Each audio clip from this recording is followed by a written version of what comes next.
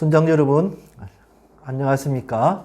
네, 오늘도 순장의 삶 공부 시작하겠습니다. 자, 오늘은 제 8과의 사랑방 사역에 대해서 말씀을 나누도록 하겠습니다. 그동안 코로나 때문에 사랑방 사역을 거의 하지를 못했죠.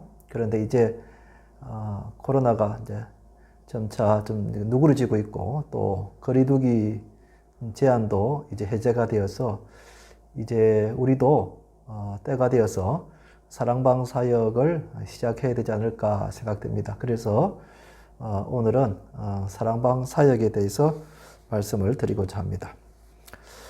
먼저 교회에는 큰 모임이 있고 작은 모임이 있습니다. 큰 모임은 이제 교회에 와서 우리가 함께 모여서 하는 모임을 말합니다. 대표적으로 주일 예배가 그렇고, 그 다음에 수요 기도회도 그렇고, 새벽 기도회가 이제 그렇습니다. 이런 모임은 우리가 함께 모여서 예배드리고 기도하는 모임이죠. 이것을 큰 모임이라 그럽니다. 또 반면에 작은 모임이 있습니다. 이것은 말 그대로 소수의 사람들이 모여서 행하는 사역, 이것을 대표적으로 사랑방 사역이 있습니다. 이것을 교회에서는 이제 두 날개 사역이다 그럽니다. 이제 새가 창공으로 날아오르기 위해서는 두 날개가 함께 잘 조화를 이루고야 공중에 날아오르듯이 교회도 이 두 개의 큰 모임이 잘 조화를 이루어야 교회는 말할 것도 없고 우리 개인의 신앙도 성장하게 되는 것이죠. 예루살렘 교회가 우리가 알다시피 처음에 120여 명의 적은 숫자가 모여서 시작을 했다가 나중에 3,000명 그리고 5,000명까지 큰 교회로 성장하게 됐죠. 근데 우리가 궁금한 것은 그 당시에 3,000명, 5,000명이 어떻게 예배를 드렸을까 이런 생각을 할 수 있습니다. 그때는 요즘처럼 이렇게 큰 공간에 건물이 없었죠. 그런데 그 당시에는 소그룹으로 집에서 이렇게 모여서 신앙생활을 하고 일주일에 한 번씩 모여서는 함께 예배드리고 그런 사역을 했다는 것을 우리가 상식적으로 알고 있어야 되겠습니다. 그래서 오늘은 첫 번째로 우리가 왜 사랑방 사역을 해야 되는가? 이것은 성경적인 교회를 회복하기 위해서 그렇다 하는 것입니다. 로마서 16장 5절에 보면은 또 저의 집에 있는 교회에도 문안하라. 내가 사랑하는 에베네도에게 문안하라. 그는 아시아에서 그리스도께 처음 맺은 열매니라 그랬습니다. 여기 보면 저의 집에 있는 교회, 여기 저의 집이라는 것은 브리스가와 아굴라의 집을 말하는데요. 그 당시에 그 브리스가와 아굴라의 집이 교회였습니다. 그 집에서 모였으니까 많은 숫자가 모이지를 못하고 소수의 사람들이 모여서 거기서 신앙생활을 했죠. 그러니까 그 당시에는 그 집이 교회였고 그 교회가 집에서 시작을 했다는 것입니다. 이것은 성경에 여러 군데 나옵니다. 또 골로새서 4장 15절에도 보면 라오디가에 있는 형제들과 눈바와 그 여자의 집에 있는 교회에 문안하고, 역시 여기도 보면은 그 집에 있는 교회다 그랬습니다. 본래의 교회의 시작은 집에서 시작했다는 것입니다. 집에서 예배드리고 기도하고 교제를 나누고 사역을 했다. 이것이 신약 성경에서 시작했던 교회의 원형의 모습이라는 것이죠. 우리가 이제 이 신약 교회의 원형을 따라서 우리가 주중에는 이제 집에서 모여서 예배드리고 기도하고 또 말씀 공부를 하고 또 교제를 나누는 이런 모임을 하게 되는 것이죠. 그러니까 우리가 왜 사랑방 사역을 하게 되는가? 그것은 성경적인 교회를 회복하기 위해서다 하는 것입니다. 그러면 우리가 신앙생활 하는 데 있어서 세 개의 축이 있습니다. 그것은 사랑방 모임과 상공부와 주일 예배가 그것인데요. 이 사랑방 모임은 우리가 모여서 소수의 사람들이 모여서 말씀을 보고 기도하고 교제를 나누는 이게 한 축입니다. 여러분 대형교회 그리고 많은 성도들이 모이는 교회도 들어가 보면은 아주 세부적으로 우리 교회처럼 이게 사랑방 조직이 잘 되어 있다는 것입니다. 그런 교회들을 보면은 주일날 얼마나 많은 성도들이 모여서 예배를 드리는데, 그런데 주일을 지나고 나면은 이제 각 사랑방 그 순장들이 주일 예배 출석 여부를 이제 파악을 한다는 겁니다. 그러니까 뭐 수천 명, 수만 명 모이는 교회도 주일을 중심으로 해서 어떤 성도가 예배를 드렸는지, 또 한 주간에 그 성도들 중에 어떤 사람이 병원에 입원을 했고 또 돌아가셨고 무슨 일이 생겼는지 그것을 다 파악을 한다는 것입니다. 그렇게 할 수 있었던 이유가 이 소그룹, 사랑방 모임이 활성화되어 있기 때문에 그것이 가능하다는 것입니다. 또 두 번째 축은 상공부입니다. 다른 교회에서는 이걸 이제 제자훈련이라고도 하고 또 성경 공부라고도 부르는데, 우리는 이 단순한 성경 공부가 아니라 우리의 삶을 이제 새롭게 변화시키자 하는 그런 취지에서 이름을 상공부라고 이렇게 지었는데요. 예배만 드린다고 해서 믿음이 자라는 건 아니죠. 이제 세부적으로 말씀 공부를 해야 되는 거죠. 그래서 성도들에게 이 성경에 대한 지적인 면을 제공을 하는 것이 바로 우리 교회 상공부인데요.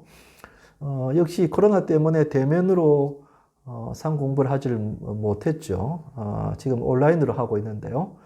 그래도 감사한 것은 많은 분들이 오늘처럼 이렇게 상공부에 온라인으로 참석하고 있다는 것입니다. 이제 하반기쯤 가서는 이제 대면으로 하는 상공부도 또 함께 개설해서 온라인과 함께 이 상공부를 개설하고자 그렇게 생각하고 있습니다. 세 번째 축은 주일 예배입니다. 온 성도들이 주일이면은 이제 공간에 모여가지고 함께 찬송하고 예배드리고 동성기도하고 하는, 그래서 말씀을 듣고 결단하게 하는 이 주일 예배가 꼭 필요한 거죠. 그래서 우리가 신앙생활 하는 데 있어서 이 세 가지 축, 사랑방 모임, 상공부, 주일 예배, 이 세 축을 잘 조화롭게 해가야 된다는 것입니다. 그러면 세 번째로 성경적인 신앙생활에 네 기둥이 있는데, 그 네 기둥이 뭔가 하면 첫째는 성경적인 교회의 존재 목적이다 하는 것입니다. 마태복음 28장 19절에서 20절을 제가 읽어보겠습니다. 그러므로 너희는 가서 모든 민족을 제자로 삼아 아버지와 아들과 성령의 이름으로 세례를 베풀고 내가 너희에게 분부한 모든 것을 가르쳐 지키게 하라. 우리 교회 본당에 왼쪽에 늘 붙어 있는 우리 교회의 비전, 영혼 구원하여 제자 삼자 하는 바로 그 비전이 바로 여기 마태복음 28장 19절에서 20절에 여기서 나온 것인데요. 이것이 주님의 교회의 성경적인 교회의 존재 목적입니다. 여기 보면 이제 세 가지 나와 있죠. 첫째, 교회의 사명은 제자를 만드는 것이다 하는 것입니다. 여러분, 좋은 병원은 환자들을 잘 치료하는 것이고, 좋은 학교는 학생들을 잘 가르치는 것이고, 그리고 좋은 회사는 물건을 잘 만드는 것이라면 좋은 교회는 제자를 잘 만드는 것입니다. 예수님께서 우리에게 그 교회를 세우셔서 가서 제자 삼아라 이렇게 말씀하신 것을 우리가 늘 기억해야 합니다.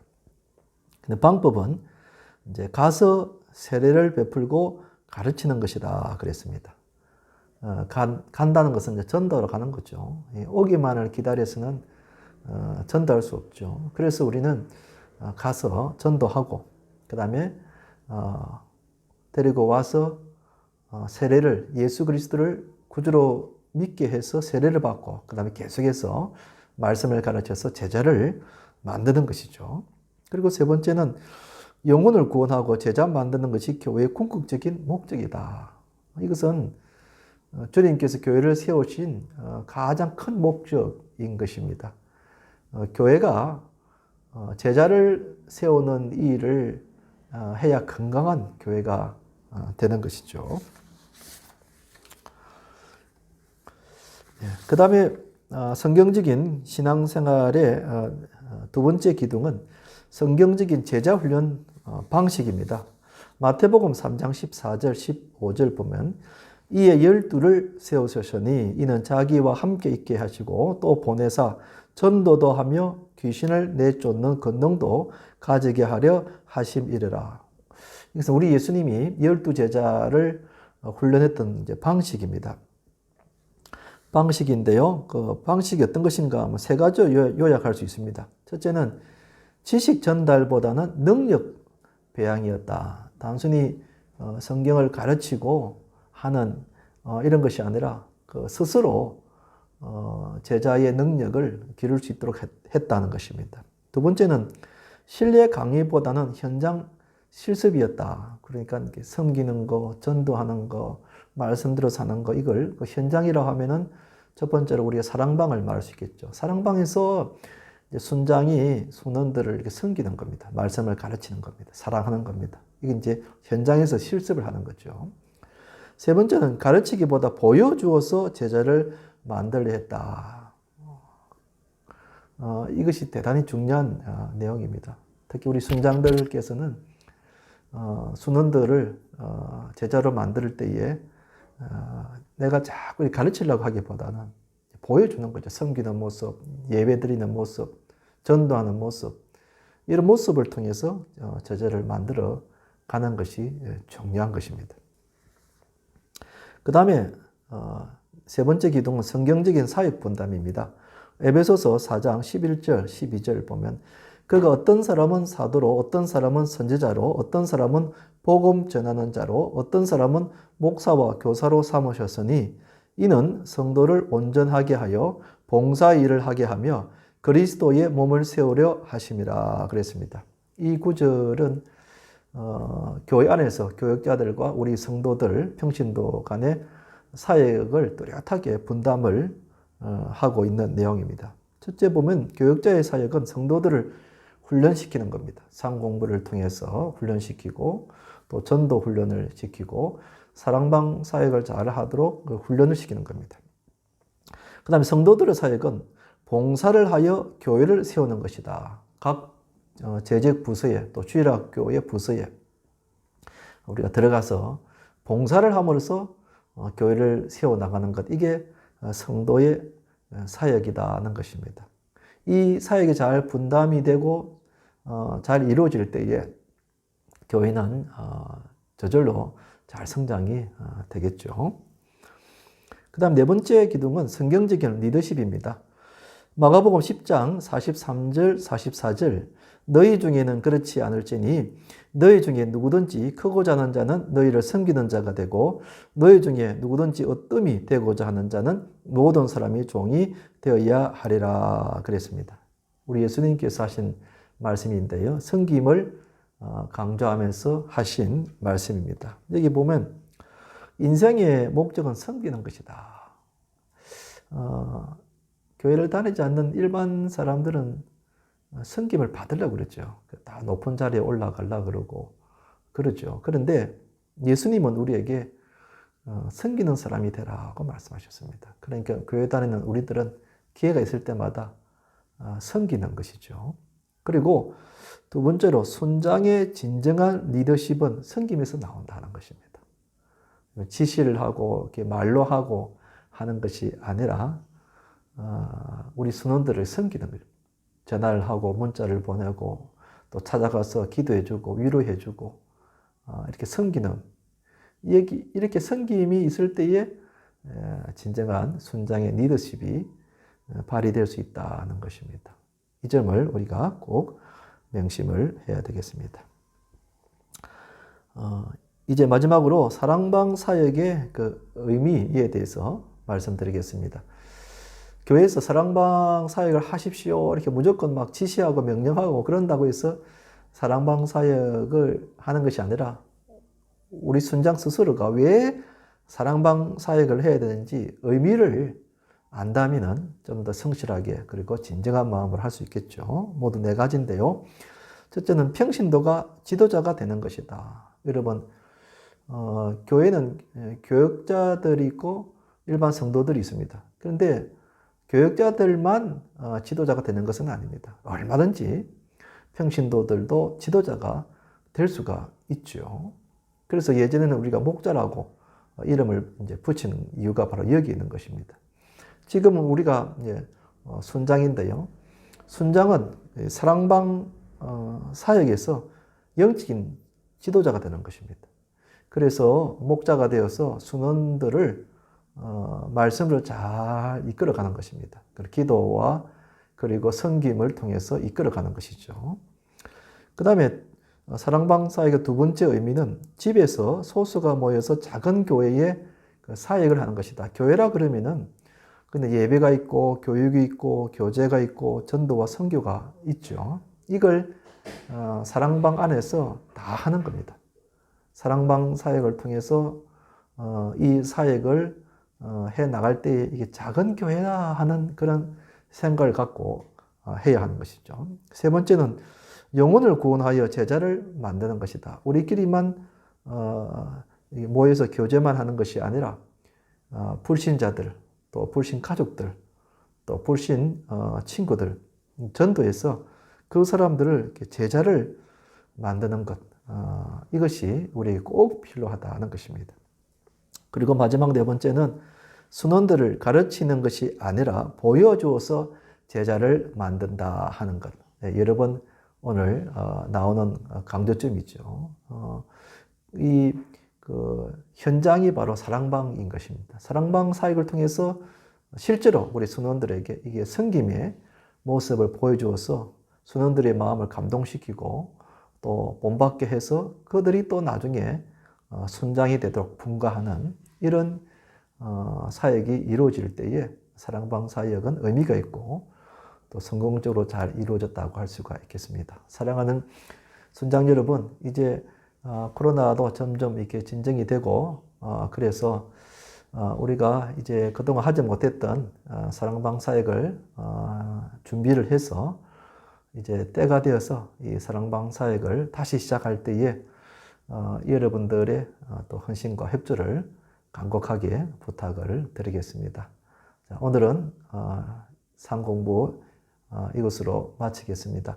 과제물을 또 작성하셔서 제출하시고 또 다음 주에 헌금꽂이하면서 찾아가시면 되겠습니다.